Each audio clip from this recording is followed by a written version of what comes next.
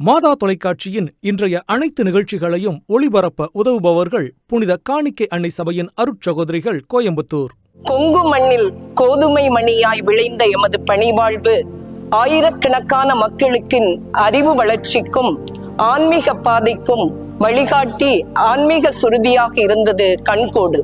பேதமை நிறைந்த ஓர் ஏழை பெண்ணின் ஆதாரபூர்வமான ஆண்டவனின் அழைப்பில் தொடங்கி பார்க்கும் முகங்களிலெல்லாம் இறைவனை தரிசித்து அவரது அன்பை வாழும் இடங்களிலெல்லாம் அறிவிக்கும் நற்செய்தி பணி, அறியாமை இருளகற்றும் கல்வி பணி, உயிர்காக்கும் மருத்துவ பணி, சமத்துவத்தை வளர்க்கும் சமூக பணி என அந்தந்த மண்ணின் மக்களுக்கேற்ப அவர்களின் வாழ்க்கை சூழலுக்கு ஏற்பவும் மகத்தான பணிகளை முன்னெடுக்கின்றோம்.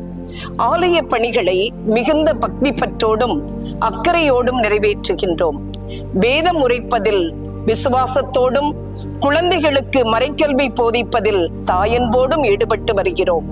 இறையில் எம்மை ஒருங்கிணைத்து மக்களை சந்தித்து இயேசுவை அறியாதவர்களுக்கு அவரை பறைசாற்றுவதில் எங்களையே ஆர்வத்தோடு ஈடுபடுத்துகிறோம்.